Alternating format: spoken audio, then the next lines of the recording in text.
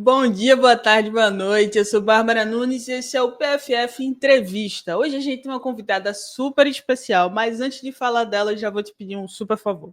Se você está vendo aqui, se você está aqui comigo, você já conhece o PFF e você sabe que a gente tem outros espaços também de debate sobre o futebol feminino. Toda terça-feira, 8 da noite, tem PFF Debate. E também, além do PFF Debate, também tem o Estação PFF com Amanda Viana e Thaís Viviane. Então você pode acompanhar tudo sobre futebol feminino aqui no Planeta Futebol Feminino. E bom, sem mais delongas, vou trazer aqui a minha convidada de hoje, que, além de treinadora de futebol, é uma estudiosa no mundo da bola, fã do jogo apoiado e deseja um dia ser campeã do Brasileiro A1. Emily Salles. Que isso? Com essa entrada, nossa. Pô, gostasse. Não. Nem menos que isso aí. É isso. Obrigado pelo convite. Vamos resenhar, conversar e sem muito tempo aqui para parar, que eu gosto da resenha. Aí sim. Eu já começo da resenha, porque eu já começo perguntando. Emi não é um nome comum. De Não. onde surge o teu nome? De onde Dona Cecília, sua mãe, de onde ela tirou o Emi? Ela sempre falava, desde que eu me conheço por gente, né, que ela não queria mais uma Maria, mais um José no mundo. Então ela foi pesquisar nomes. Então ela tinha aquelas revistas, sabe, eu nem lembro, Crescer, que eu sou da década de 80, né? Então tinha aquela revista Crescer que tinha os nomes, tinha listas de nomes e não sei o quê. E aí lá ela achou. E aí eu e os meus irmãos viemos com nomes diferentes. Então o meu que, né, que é Emi, que é Tupi, aí Rudá, Significa o quê? que Desculpa. ixi, quer dizer flor delicada em Tupi. É isso. Com Até eu certeza. começar a falar, não, até eu começar a falar combinava. Depois que eu comecei a falar e desandou tudo. E aí Pô, é o mas antes de Rudá, tu falar dos teus irmãos, rapidinho, só fazer um parêntese, que eu acho que as mães, ela tem isso, né, de trazer essa delicadeza no nome. Minha mãe deve assistir esse vídeo, e aí eu já mando um beijo, manhã. Meu tem o nome composto, como 90% das crianças que nasceram nos anos 90. Então, meu nome é Bárbara Angélica. E minha mãe pensou o quê? Pô, Bárbara é um nome forte. Então, vou botar Bárbara porque ela vou vai ser ali amenizar, vou dar uma forte. amenizada. Aí, Angélica é para dar aquela amenizada, Pô, delicadeza e tudo é isso. isso. Então, Entendi. entendo sua mãe, entendo sua mãe. E teus Entendi. irmãos? E aí meus irmãos do meio, né? O Rudá e aí Andara, e o mais novo é o Kaique. Então minha mãe Ué, não. mas Kaique já é É mais comum. normalzinho, é o mais comum. Mas os outros dois não. Agora que ficou por causa da novela, né? Que tem uma novela agora que Ah, tá tendo, isso. porque o Rudá é daquele jeito que escreve. Então é isso. Minha mãe não queria muita. Queria que a gente sofresse bullying na escola, era isso que ela esperava. Que, nossa senhora. Não, não, ela queria que vocês fossem únicos no mundo. Isso aí eu tenho Isso. É certeza. Isso aí verdade. eu tenho É certeza. verdade. E, pô, tu cresceu com 3 irmãos. E como é que foi esse primeiro contato com o futebol? Qual é a tua primeira lembrança de futebol? Eu tenho algumas, né? Eu comecei a jogar em escolinhas, fui inserido, eu tinha 12 anos, mas eu já jogava na escola, nesses campeonatos de escolares, e eu tenho algumas lembranças de eu jogando no pátio da escola com embalagem de Yakult. A gente jogava no Caramba! intervalo, eu, né, com os meninos lá, a gente fazia gol com lixo, não tinha bola, né? Ninguém liberava terceira, quarta série ali, eu nem sei quantos anos é isso, acho que é 7, 8. E a gente jogava Por chutando aí. latinha. Tem até uma vez que eu cortei a testa porque eu fui cabecear a latinha. Alguém cruzou, Que ótima e ideia. aí eu subi gigante, cabecear a latinha, cortei. Mas tudo certo. Então, eu acho que é disso, é da escola, mas brincando ali, chutando o que tinha. O que tinha a gente chutava, não tinha muito problema. E teus irmãos também são do mundo da bola ou cada um foi para um caminho? Não, esses aí são normais já. O, Que é a isso? minha irmã é professora também. Boa. O meu, o O do meio é formado em administração e o caçula em propaganda e marketing. Então, eles Entendi. são normais. Eles gostam de jogar, todo mundo joga.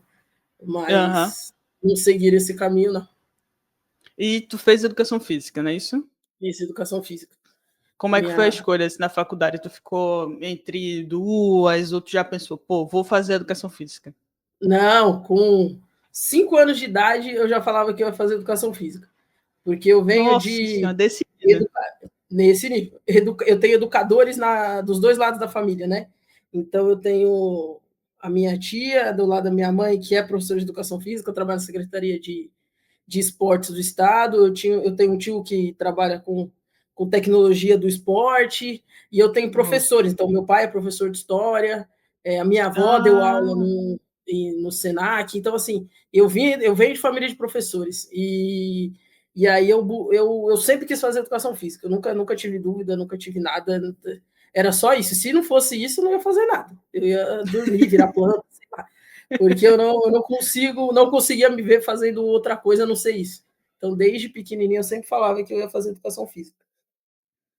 caramba, então ali, ó, decidido, educação física e futebol, ou teve uma mudança de caminho aí? Foi educação física técnica diretamente ou não?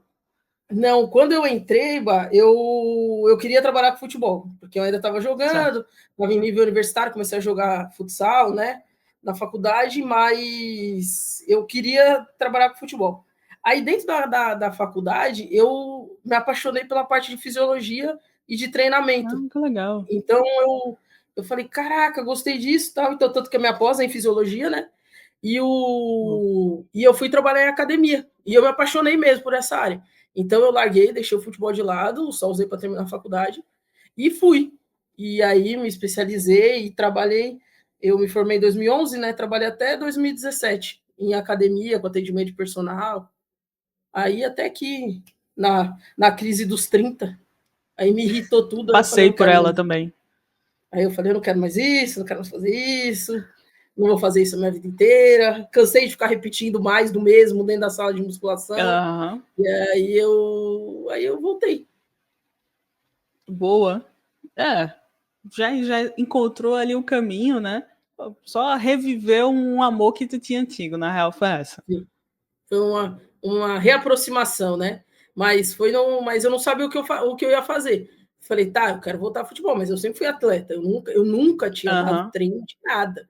Nunca tinha estruturado, não sabia como é que era. Tanto que quando eu vou para o futebol, eu vou para a parte de preparação física. Então, eu não entro como treinador. Eu entro Foi o como teu primeiro preparadora. emprego no futebol. Isso. Respondendo uma vaga de estágio. Formada já há anos, pós-graduada, não sei o quê. Respondi uma vaga de estágio porque eu falei, eu não sei. Preciso aprender. O Uhum. melhor, alguém precisa me dar esse caminho aí. Essa foi a primeira que apareceu.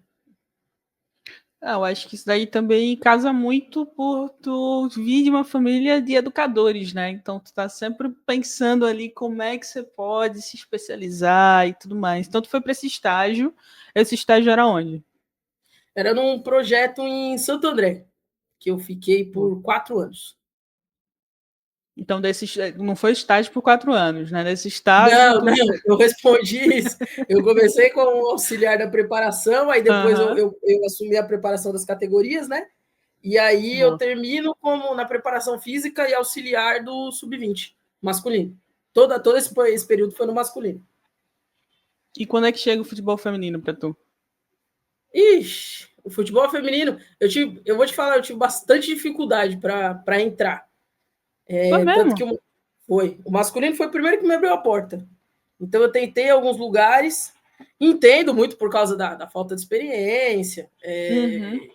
não sei se tinham outros motivos também, mas eu tive bastante dificuldade e acabei ficando nesse projeto do masculino e o feminino ele veio, na verdade, alguns lá para 2016, 2017, começou a criar, 2015, que eu já jogava em alguns lugares, grupos de mulheres que se reuniam para jogar nas quadras em São Paulo. Certo. Então a galera começou a se unir, e aí disso começou a partir uma organização. Então foram criadas equipes de mulheres que se juntavam, algumas em nível de recreação, outras em nível de competição, Competição. e eu comecei a dar treino para essa. Eu comecei jogando, mas eu tenho algumas lesões, tal, começou a me pesar, e aí eu comecei a ir para uma área técnica, né, no meio de um campeonato. Eu estava jogando um campeonato com uma galera, eu me machuquei, falei, pô, não posso mais jogar, não sei o que. Elas, meu, fica de treinador, então, a gente não sei o que. Eu falei, olha, isso aí pode ser interessante. Aí eu comecei, fui ver o que era, né, ser treinador, porque eu estava na transição ainda, já estava trabalhando com os meninos, mas ainda estava em transição, não sabia direito como é que era. E aí, de novo, fui estudar, porque tudo que eu tenho dúvida, eu vou estudar. Tudo que está me dificultando, eu preciso ir atrás para aprender. Porque eu não sou autodidata, eu não consigo fazer as coisas sozinho. Então, eu preciso estudar. Então, aí eu comecei a estudar, e aí o primeiro curso que eu fiz, na verdade, foi de análise de desempenho. Estava começando a análise, aí eu falei, pô, isso aí pode ser legal. E aí, o feminino, eu fiquei bastante tempo nisso. Eu só fui entrar no feminino efetivamente em 2022, que foi no Em Busca de uma Estrela. Olha só. Um projeto emblemático, né? Foi o primeiro. Eu estava lá no primeiro ano, né, na primeira formação, e ali foi a primeira oportunidade de trabalhar com o feminino, que eu não tinha trabalhado ainda, e estar no campo, assumir uma categoria. Então foi o Estrelas me abriu assim uma porta muito muito importante para minha carreira. Caramba. E aí do Estrelas você vai para o Santos? Isso. Passou quanto tempo no Estrelas? Ixi, eu fiquei de março a janeiro de 22 até janeiro de 23. E aí. Uns 10 meses. Não deu, eu fiquei no primeiro ciclo mesmo. E o Santos eu vou em 2023, no início de 2023. Fico a temporada toda lá até janeiro do outro ano. Como é que foi essa experiência lá no Santos? Foi muito boa, eu vou te falar. Foi um susto, né? Primeiro, porque a Thaís me convidou para ser auxiliar dela. Não sabia o que esperar, não tinha experiência em clube. Tinha passado por masculino, mas não estava ainda no clube de alto rendimento. Não sabia ainda como é que funcionava. E não conhecia ninguém também, tem essa. Então, assim, não é que eu sou indicação, porque a minha. Não, eu não conhecia ninguém no meio. Essa também foi uma dificuldade grande que eu tive para entrar no feminino, por não conhecer. O network realmente não existia. E aí eu tive que criar esse network, né, em cursos. Aí eu disparei fazendo curso, fazendo um monte de coisa para conhecer as pessoas. Tanto que assim, a oportunidade do Estrelas vem com a Juliana, que tinha feito a licença C comigo. E ela que foi chamada e ela me indicou, então, a partir daí. Porque senão não conheceria ninguém. E aí, no Santos, eu chego para ser auxiliar, né, da Thaís, assumindo as duas categorias, 17 e 20, comissão muito nova.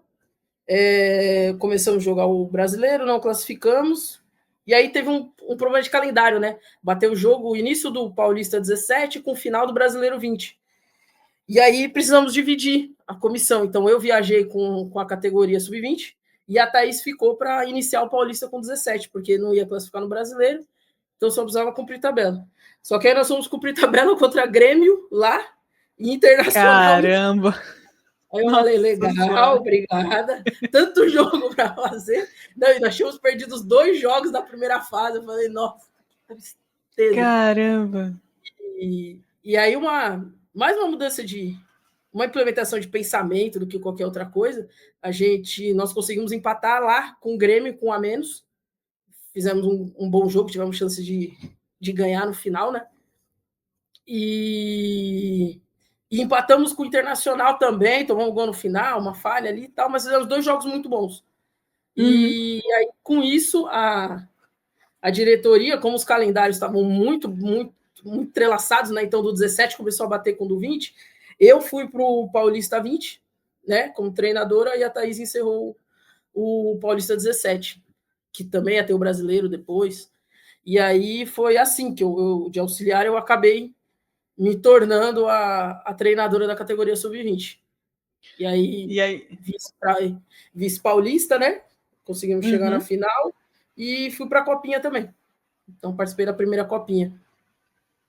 Eu quero fazer 2 perguntas que estão entrelaçadas. Pode falar. Tá. Como é que foi o teu... Se tu lembra, né? Como é que foi o teu sentimento quando acabaram esses 2 jogos? Porque eu imagino que tu estava muito nervosa, né? Era uma responsabilidade. pô, mesmo que é para cumprir tabela, mas você não quer cumprir tabela jogando mal. Ainda mais Sim. quando você entendia que ali era uma possibilidade para você. Então, eu queria saber como é que foi esse teu sentimento de, caramba, ó, aqui, olha o que eu fiz, e depois quando o pessoal, a diretoria do Santos falou para você, agora você vai ser técnica nesses 2 campeonatos. Como é que você sentiu? Eu acho que... Tá me ouvindo? Tô. Deixa eu ver, acho que travou tudo. Tá me ouvindo? Aí, boa. E o que aconteceu, na verdade, como eu nunca tive muito tempo assim para colocar as minhas ideias em prática, ali foi uma possibilidade. Então eu peguei assim, preciso entregar o melhor. Não tivemos muito tempo de treino, não tiveram mudanças muito drásticas também, até porque as atletas não daria tempo, né, para esses 2 jogos, mas foi uma mudança de pensamento, né, de comportamento. O futebol, para mim, ele é comportamental. Então, assim, você pode não ser o melhor, mas se o seu comportamento entregar o melhor para a equipe, acabou. Não tem, não desce o talento, vence o trabalho, vence, não, o comportamento. Então você precisa ter isso interiorizado. E ali, quando eu tive a primeira conversa com elas para esse jogo do Grêmio, nós não tivemos tempo de treinar, nós fizemos reuniões não individuais, mas por setor. Então eu tive uma reunião com a defesa, uma reunião com as meio-campo, uma reunião com o ataque, separado um dia antes no hotel, chamei todo mundo, explicamos, vimos vídeo, fala de novo, entenderam o que vocês têm que fazer, entendeu o que você tem que fazer, Então, quando eu vi aquilo no campo acontecendo, e as coisas que a gente tinha conversado sem treinar, entrando, encaixando, aí eu fiz assim, tem alguma coisa que eu faço certo aí, calma aí. Aí tem algum caminho que pode ser que ajude a gente. E assim, eu gosto de desafios, né? Então, assim, eu respondi o desafio e me senti pronta. E falei assim, se vier, vamos lá. E aí, com tempo para treinar para o Paulista, a gente conseguiu fazer a campanha que a gente fez. Então, entender a responsabilidade e transferir para o campo. E tentar jogar para elas fazerem o melhor. Eu acho que o meu pensamento foi esse, que elas continuem fazendo o melhor delas. E quando tu tá nesse momento da base, qual é o maior desafio para uma treinadora, para uma auxiliar técnica, quando vai trabalhar com a base? O que me pareceu, mesmo quando eu cheguei no profissional,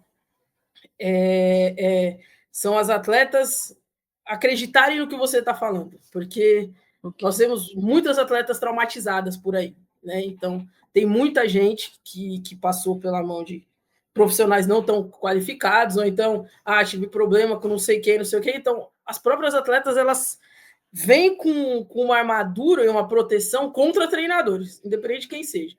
Então, assim, no primeiro momento, e vou falar por mim, né? Eu chegando, não conhecia nenhuma atleta, nenhuma. Não conhecia ninguém no meio do futebol, não conhecia atleta, não conhecia nada. Então, eu tive que primeiro mostrar para elas a confiança. Então, elas precisam primeiro confiar em mim, né? Nas ideias e principalmente se sentirem seguras. Eu tenho um negócio que não é muito bem visto assim e que só eu e o Diniz que a gente gosta, que é ser amigo do atleta, de tratar o atleta como uma pessoa que tem sentimentos, que ela não é humanizar, é realmente tratar como colegas de trabalho. Se o seu trabalho não funciona, o meu trabalho não funciona, o trabalho de ninguém vai funcionar. Então, assim, precisamos ser colegas. Ninguém precisa ser melhor amigo, mas nós precisamos ser colegas aqui dentro para fazer o negócio funcionar. E isso traz uma relação de confiança com as atletas. E eu sei que tem treinador e gestor que não gosta dessa proximidade. Então, mas isso, principalmente no Santos, que nós tivemos que fazer um trabalho de trazer de novo as atletas para jogar, tinha muita gente desanimada, querendo largar, muito por causa da categoria também, tá lá, vai entrar na transição, naquele limbo, né, entre sub-20 e profissional. Então, a cabeça delas também começa a entrar numa outra vibe, e eu trouxe isso, tanto que, assim, eu tenho atletas que eu converso até hoje, todos os atletas que trabalham comigo, eu falo, se você precisar, manda mensagem, e a gente conversa numa boa, porque a gente não pode tratar atleta como inimigo. A gente tem mania, que a comissão fica de um lado, sentado na ponta, os atletas ficam longe. Tem momentos que a gente precisa separar, que as coisas são separadas. Mas isso até foi uma discussão que a gente teve no programa de liderança da federação agora, que essa liderança de troca. Então, se eu sou líder, posso falar o que eu quiser para os meus atletas, mas elas sabem que quando a gente está no campo, eu tenho algum jeito que eu consigo colocar na cabeça delas que no campo eu sou treinador, elas vão fazer o que eu estou mandando. Ponto. Uhum. A gente conversa. As trocas acontecem. Tem decisões do campo que são minhas, só minhas, que eu que decido, e tem coisas que a gente faz junto. Então, elas conseguem entender que aqui nesse momento, nesse ponto, elas podem opinar, nessa daqui elas já não podem tanto, nesse outro ponto elas não podem falar nada. Então, a gente vai construindo essa relação e que na hora que termina o treino, acabou, a gente vai para a resenha, a gente troca ideia, brinca, tira sarro. E eu acho que esse é o ponto principal, essa confiança, trazer atleta e não tratar como inimiga. E tu sentiu esse mesmo ponto quando tu chegou no profissional? Porque tu chegou no profissional junto com o Pinda, não é isso? Isso. Quando tu chegou no profissional também sentiu? Sim. E aí no profissional tinha uma outra questão, né? Que tinham atletas com idades muito próximas da minha. Então eu tinha duas atletas que eram mais velhas que eu eu não sou tão jovem assim, mas tinha atletas ainda na ativa, com 37, 38 anos. Atletas muito novas, então com 19, 20 anos, que estão na transição, atletas que já têm uma bagagem, então a dificuldade lá foi a mesma, mas ainda sim tinha esse embate da idade, de será que tem experiência suficiente, será que sabe, será que dá, então, mas eu achei até o profissional, ele propicia uma conversa mais franca, né?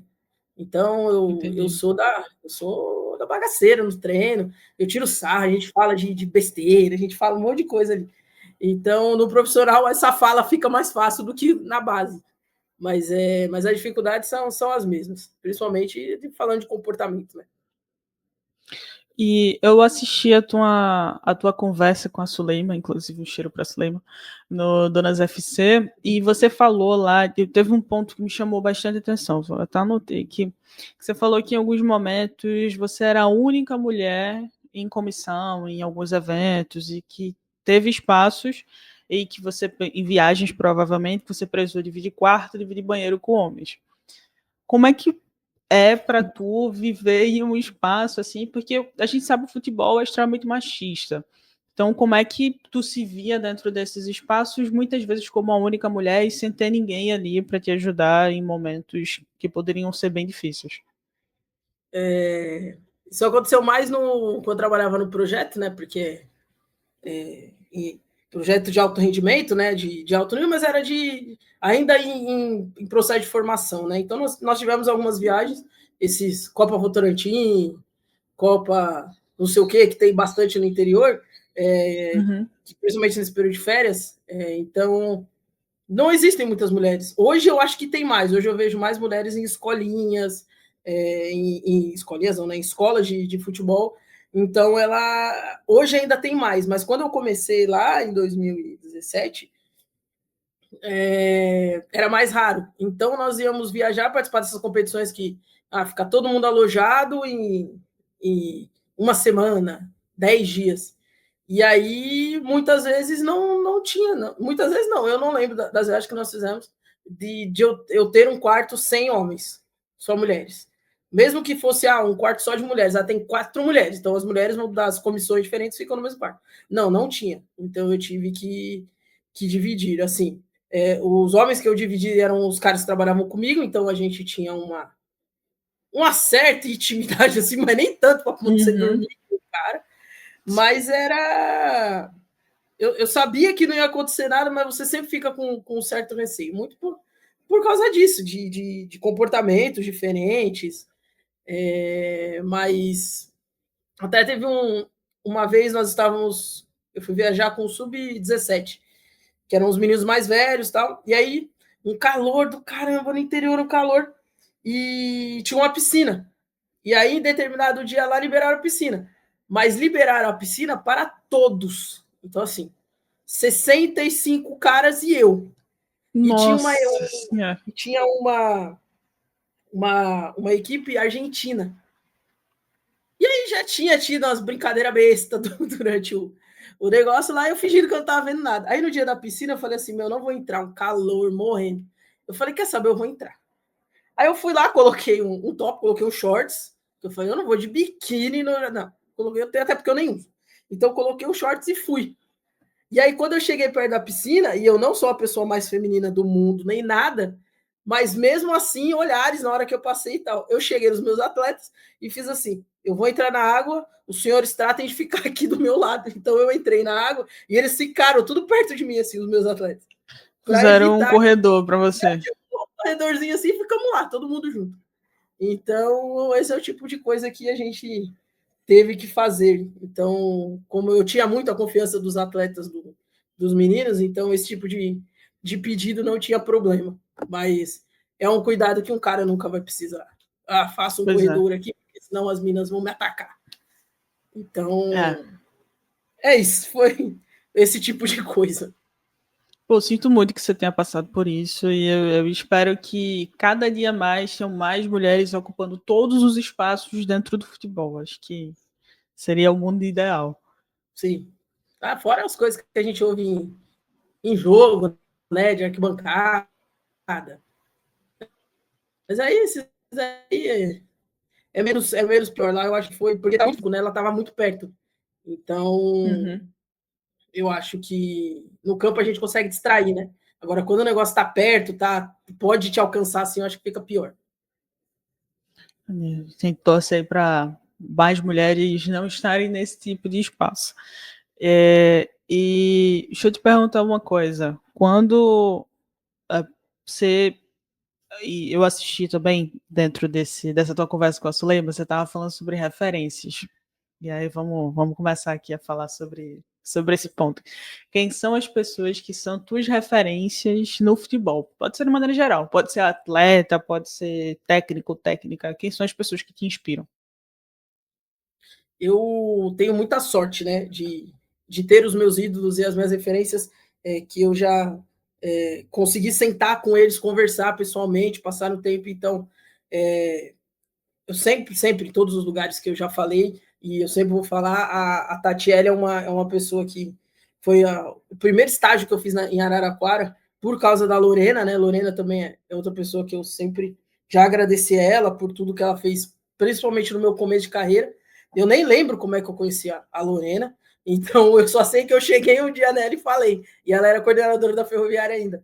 E aí ela me levou e abriu a porta para eu fazer um estágio. Então, em 2019, eu fiquei uma semana Que em incrível. Araraquara. Fui pagando tudo no meu bolso só para acompanhar o treino. Então, passei a semana lá com a Tati. E a Tatiele, se eu tinha dúvida, eu ia lá, perguntava, eu falava, pô, Tati, mas eu tenho assim no meu time, como é que você faz? Ela ia no quadro, me mostrava. E quando ela estava no Santos, eu também passei uma semana com ela. Então, ela é uma pessoa que me ajudou muito nessa parte principalmente de organização do trabalho. Então, como a primeira vez que eu vi uma comissão sentando e discutindo e vendo o dia a dia do clube foi na Ferroviária. Então, eu tenho um carinho pelo clube, por essa porta que me foi aberta, e a partir dali eu consegui organizar o meu trabalho. Então, o meu trabalho ele é muito organizado nisso que eu vi. Tive mudança, fui alterando, mas Uhum. Tatiele e Lorena assim, foram pessoas muito, muito marcantes para a minha formação. Né? E aí, ao longo da carreira, as coisas vão acontecendo e eu vou tendo mais contatos. Então, o Arthur foi um cara que eu comecei a estudar muito ele, porque se você quer ser grande, você tem que estar vendo os grandes. Então, eu comecei a estudar muito o Corinthians, mesmo sem estar na área ainda estava trabalhando no masculino, comecei a estudar muito desde a época do Audax. Então, ali eu comecei a ver como é que era o trabalho do Arthur, como é que ele fazia as coisas. Eu falei assim, acho que eu consigo, hein? Se ele consegue, eu consigo. Então, comecei a moldar a partir daí. Então, essas três figuras, assim, foram nortes, assim, para mim. E aí tu encontrou o Arthur e temos essa Nossa, foto. Essa foto essa, que tá no teu Instagram.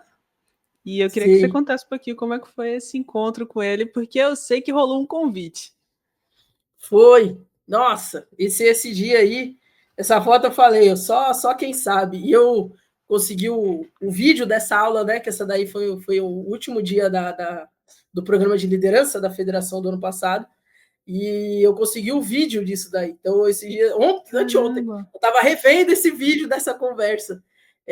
O Arthur ele ia dar uma fala lá com a gente, mais longa e tal.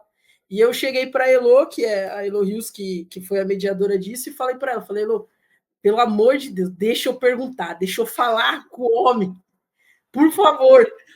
Aí ela falou assim, não, tudo bem. Só que aí o que ela fez? Ela fez assim, foi apresentar o Arthur e tal. Aí só que ao invés dela falar, dar a palavra para o Arthur e depois abrir para a pergunta, não, ela falou, não, vamos começar ao contrário.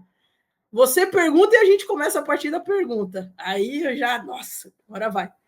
Porque, na verdade, o que tinha acontecido? Na Copa, nas Olimpíadas, teve uma mudança muito drástica, né, de comportamento do primeiro jogo para o segundo, principalmente por causa da mudança de marcação individual.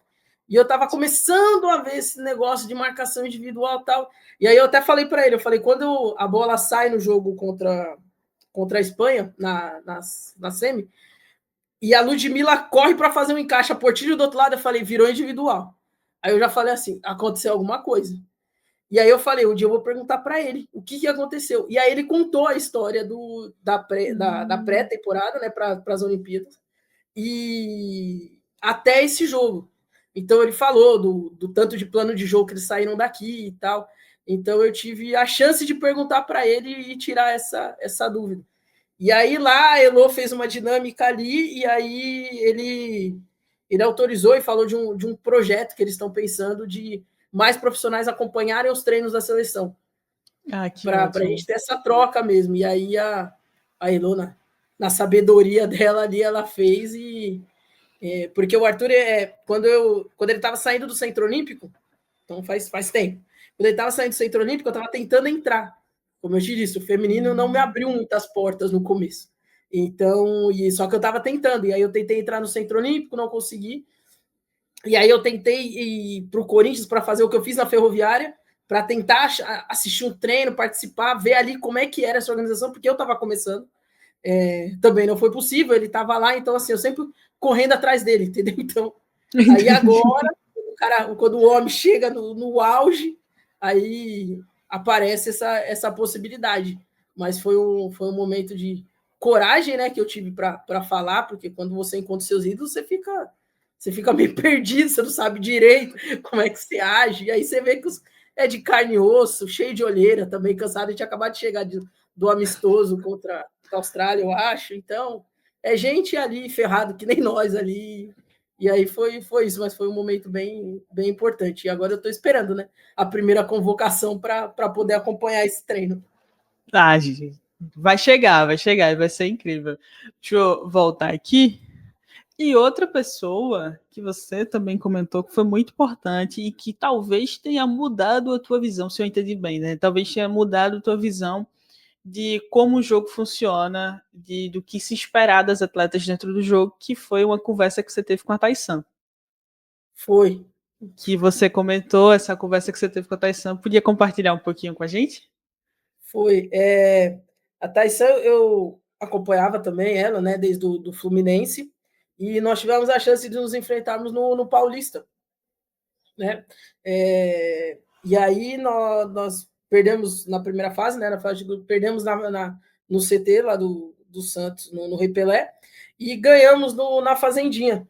E quando a gente ganha na Fazendinha do Corinthians, aquilo me subiu, eu falei assim, cara, aí eu fui falar com ela, eu agradeci muito, eu falei, professora, você é referência, eu não sei nem como falar, porque aí a gente conseguiu conversar, né? Então eu agradeci, falei que ela era referência, e aí a gente criou um vínculo, nos enfrentamos na semifinal, que a gente acabou eliminando o Corinthians ali, né? Mas a Taissan sempre foi uma referência de profissional pelo caminho que ela trilhou. E aí eu estava em fevereiro do ano passado, eu estava fazendo a licença B em Porto Alegre, ela já estava no Grêmio, né? E ela foi assistir uma aula. E aí eu fui conversar com ela. E aí, porque eu estava com a proposta de ir para o Pinda, só que aí eu falei para ela, falei, professora, é um time que exige muito. Quando você pega esses elencos, essas equipes com menos poder, né, financeiro para investir, você já sabe que, além do desafio de criar uma equipe competitiva, você vai enfrentar times muito grandes. E a gente, jogando o Campeonato Paulista, Era Corinthians, Ferroviária, Palmeiras, São Paulo, Red Bull. Então, assim, era o Campeonato Brasileiro da Série 1. E nós jogamos Brasileira 3. E aí eu falei para ela, eu tô com muito receio de ir e eu não saber o que fazer, porque assim, minha primeira experiência no profissional, realmente à frente, em campeonatos dificílimos, e aí eu falei, eu não sei como é que vai ser, eu tô com medo da gente tomar 7, 8, 9, o Pinda tinha vindo de um histórico de tomar 11 do Corinthians, e aí eu falei assim, o que eu vou fazer, o quanto que isso vai me agregar de verdade na minha carreira. E aí ela falou de um negócio muito importante, que ela falou de ressignificar o resultado. O que é resultado? O placar é resultado? Se o placar for resultado, ferrou, vai morrer todo mundo. E então, o que a gente precisa é ressignificar. Então, a partir do momento que as minhas ideias, o que a gente trabalhou na semana, aparece no jogo, isso é resultado, isso é performance. Então, o que a gente, até conversando com outro treinador, ele me falou a mesma coisa, falou, o que nós treinadores controlamos é a performance. A performance nós conseguimos controlar. O placar, não. O placar a gente não controla. O placar, ele depende de um monte de coisa, de outros fatores que nós treinadores ficamos fingindo que a gente tem controle. Quando você vê principalmente, não, porque o analista, ele trouxe não sei o quê, ninguém controla nada. A gente tenta antecipar algumas coisas, mas a gente não tem controle, a gente tem controle da performance. Então, fazer a atleta correr mais rápido é melhora da performance. Fazer o time tocar mais a bola é melhora da performance. Fazer com que o nosso gol contra o Corinthians saia a partir de movimentos e de possibilidades que nós falamos na semana que ia acontecer, que poderia acontecer e ele acontece, isso é performance. O placar, se você olhar o nosso jogo contra o Corinthians, foi 5-1. Só que até os 70 do segundo tempo estava 1-1. Então a gente vê que tinha um desequilíbrio contra o Palmeiras, foi 0-0 pro intervalo. E nós tomamos um gol e seguramos o 3-0 do Palmeiras com a menos, porque nós tivemos uma expulsa. Então, se você vai ver o placar, 3-0, mas qual que é o contexto? Então, assim, o que a Thaís me falou foi aprender a ressignificar o que é resultado. Porque se nós, treinadores, formos olhar só o placar, a gente minimiza muito o nosso trabalho, porque aí tudo fica ruim, nada serve. Então, até para evitar que a gente fique maluco. Bom, isso. Então, aí a Thaís, ela me deu um grau de confiança, assim, para ir. Foi muito importante aquela conversa. Ela não sei nem se ela sabe disso, que a gente não teve mais chance de se encontrar. Mas foi importante lá. Vamos ver se esse vídeo chega nela, né? Aí ela já vai ficar sabendo. E, Emi, você falou que encontrou com a Taissana na licença B. São 4 licenças, na licença C, B, A e a licença Pro. Tô certa? Isso. Exatamente. Você tá na licença A agora. Eu terminei a A. Já tô Terminou a licença A. Tu podia explicar para o pessoal um pouquinho qual é a diferença entre cada uma das licenças? São 4, né? Como você bem disse. A C é para quem está trabalhando na formação e escolas de futebol, então é uma base ali. A B é para quem quer trabalhar com categorias de base até o sub-15, se não me engano. A A é sub-20 profissional nível Brasil, né? E a Pro é nível Conmebol internacional. Então, esses são os níveis que você precisa. Hoje, com o acordo, pelo menos o que foi dito na minha última, né? Na A eu terminei em setembro, com o acordo entre a Conmebol e a UEFA, a gente já consegue homologar a nossa licença com a Conmebol, o que autoriza a gente a trabalhar em certos lugares da Europa, coisa que não acontecia. Ah, que ótimo! Então, com a A, você já consegue homologar, qualquer uma consegue, mas essa homologação da A e da Pro já te possibilitam trabalhar fora. Então, é uma vantagem, o próximo passo que eu vou fazer, né, que é a homologação junto à Conmebol. E aí tem uma lista de treinadores no site da Conmebol, qualquer um pode entrar, e aí lá tem o nomezinho dos treinadores autorizados. Poucas mulheres, né, por variar. Então, mas tem essa possibilidade, tem pouquíssimos treinadores homologados. Então, assim, eu ia te perguntar isso. É um país continental, é um país com muito, mas tem muita gente ainda que não tem a formação. a galera reclama muito, né? Fala, é porque é só para ganhar dinheiro, porque não precisa, mas a gente precisa se organizar. O futebol brasileiro demorou muito para começar a se organizar, coisa que a Europa já fazia, a América do Sul, a escola uruguaia é mais velha, muito mais velha que a nossa. Então, as confederações já se organizavam, enquanto a gente nasce com talento, né? Então, até o brasileiro entender demorou muito. Então, nós precisamos ainda esse nível de organização e de segurança para não deixar qualquer pessoa trabalhar com essa modalidade. Tá? E você falou, pô, tem poucas mulheres, como tudo dentro do futebol. Por que tu acha que tem poucas mulheres? É o preço que é alto? O que é que falta essa comunicação chegar até outras mulheres? Como é que tu vê esse movimento? Quando eu fui fazer a C, eu falei com algumas treinadoras, né? Eu falei, pô, vou fazer a C. Aí elas assim, mas para quê? Isso aí é só uma modinha, vai passar. E eu fiz a minha AC em 2021. Eu acho que a primeira foi em 2019, acho que foi isso, as primeiras turmas. E aí eu escutei de muitas treinadoras, não, isso aí é moda, isso é para nada. E aí eu fui fazendo, fui passando das fases, e aí agora até as treinadoras estão correndo atrás, porque demoraram muito, que nem muita gente, né? Achou que era modinha, que era só para ganhar dinheiro, e agora tá todo mundo tendo que correr, e agora não se pode mais pular, né? Então você tem que fazer a C, a B, a A e a Pro. Então, esse foi um ponto. O segundo é o valor é muito alto. Então, assim, historicamente recebemos menos, e isso constatado, tá? Isso é realmente, nós recebemos menos, e dificulta, mesmo com os benefícios, os descontos da CBF, né? Que eles promovem para mulheres, é muito difícil e muito de falta de interesse mesmo. Eu não vou conseguir chegar num clube, eu não vou conseguir almejar esse tipo de status dentro do futebol. Então, para mim, não é interessante. Eu não vou ter um gasto assim. Tanto que, assim, até o meu pensamento, eu fui fazer a C porque eu estava trabalhando na formação. Eu tinha vontade de fazer a B, mas fora do clube, sem o desconto da CBF, era muito difícil. Quando eu entrei no Santos, a primeira coisa, quero fazer minha B, tá? Vou fazer minha B. Aí já comecei, acionei e consegui o desconto. E a A foi a mesma coisa. Mas foi porque as coisas foram pedindo. Se eu não tivesse chego no profissional, eu acho que eu não teria feito a A tão corrido como foi no ano passado. Que eu fiz a B e a A no mesmo ano. Caramba! Então, foi corrido. Foi bem corrido ano passado. Muita coisa acontecendo. Então, eu acho que o valor atrapalha bastante. E essa dificuldade de vislumbrar um status alto na modalidade, que tira isso um pouco do ímpeto, né, de buscar esse estudo.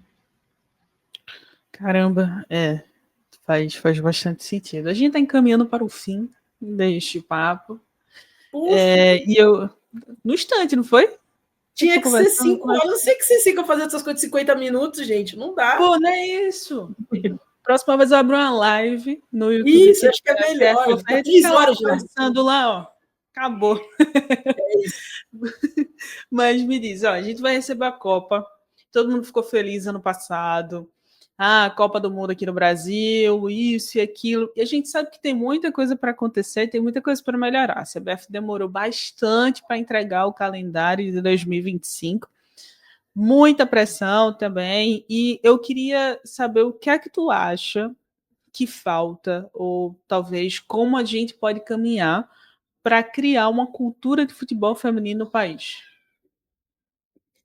Eu acho que o primeiro ponto é não ver o futebol feminino como um gasto, né? Então, tem muitos clubes, muitos dirigentes que ainda veem o futebol feminino como um gasto, que não dá muito retorno, que você não consegue fazer dinheiro, né? Então, essa coisa das transferências, né? Começaram ano passado, né? Esqueci o nome da zagueira do Corinthians lá, que foi uma das primeiras transferências.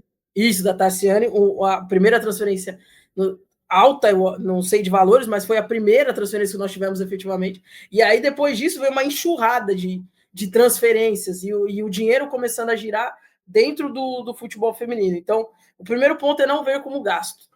O segundo ponto é fazer esses investimentos voltarem para o futebol feminino. Porque, tirando os times de elite, e isso eu só vi porque eu fui para a Série A3, todos os outros times passam muita dificuldade. É muita dificuldade. É desmonte de elenco todo ano, todo ano. Não tem como você manter uma cultura competitiva, você chegar igual o masculino que você tem 4, 5 times que podem ser campeões, que chegam brigando no nível alto de competição, se você tem que desmontar o time todo ano. Então, assim, porque você não consegue fazer contratos longos. Esse ano começaram a aparecer contratos de 2 anos, 3 anos.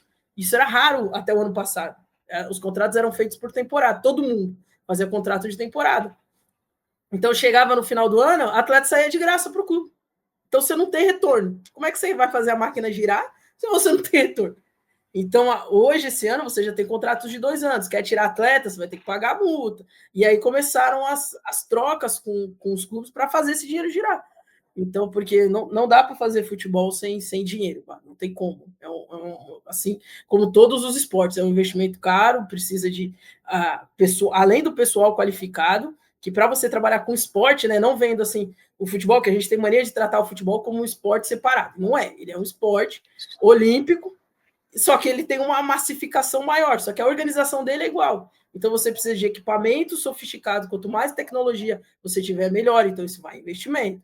Então, o corpo técnico, quanto melhor o corpo técnico for qualificado, melhor os resultados da sua equipe. Então, você precisa investir no profissional que está com você. Então, assim, só que você tem que tratar como investimento. Se você ficar falando de gastos, você não consegue. Então, fazer esse retorno para os clubes menores, para eles terem essa possibilidade, né? Continuar com as obrigatoriedades, porque vide aí o Atlético Paranaense, né? Então, nós vamos ter a Copa do Mundo, todo mundo se mobilizando, do nada, um time gigante, imenso, termina porque caiu para o segundo. O masculino, que os meninos não tem nada a ver com isso, cai e desaparece. E aí essas atletas, aí você tem 30 atletas no mercado, sem desempregado, sem perspectiva da onde vai, porque também o clube demora para falar, não sei nem se vocês falaram com elas até agora.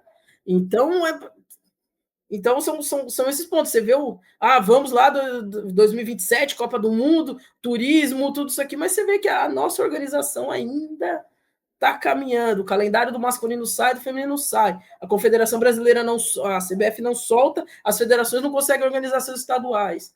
O brasileiro sub-20, 2 anos seguidos, começando em fevereiro, agora é em junho. Então, assim, os clubes ficam vendidos e reativos, né? Então a gente acaba virando um futebol reativo. A gente não consegue programar. A gente reage com o que vem. Então, essa organização aí precisa melhorar urgente para a gente manter o nível de organização, de competições e principalmente planejamento, né? Para melhorar a qualidade técnica. Pô, disse tudo agora. Agora eu só vou para a última mesmo, porque não tenho mal o que perguntar. 2025 está começando. Ainda estamos conversando em janeiro. Gostaria de saber quais são os planos da senhorita para esse ano. O que é que tu pode adiantar para a gente? O que é que tem de spoiler? Hoje eu preciso voltar para o mercado, né, na verdade. Então, eu tenho uma agência que cuida da minha carreira, a Esquadra. Então, está trabalhando bastante. Nós temos propostas, mas coisas mais já encaminhadas, coisas mais longe, boa. Mas a tendência é que eu volte para a base. Então, que eu não fique no profissional. Foi uma experiência boa, gosto muito já. Quando você é picado pelo bichinho do profissional, é difícil você voltar. Mas por questão de espaço mesmo, de experiência, então parece que a porta mais fácil tá em voltar para a base. Então, estamos esperando aí, vamos ver, os próximos dias podem ser decisivos aí. Então, eu fico aqui torcendo para que você encontre cada vez mais reconhecimento, você siga estudando, que dá para ver que teus olhos brilham quando tu fala de estudo, quando tu fala de futebol, que realmente é um amor que tu sente pela modalidade. E deixa as portas abertas aqui também do PFF, você pode voltar quando você quiser para a gente resenhar, a gente trocar mais ideia e conversar sobre outros aspectos também dentro do futebol feminino. Muito, muito, muito obrigado pelo teu tempo. Obrigado pelo espaço e me chama aí. A gente fala, a gente pode falar de parte tática, parte técnica, essa parte eu gosto Boa. também. A gente gosta de resenhar, mas a gente gosta de falar técnico também. Então, Próxima vez a gente fala disso. Sempre que você precisar, me chama que eu estou à disposição. Obrigadão, viu, pelo espaço. Tamo junto. Valeu!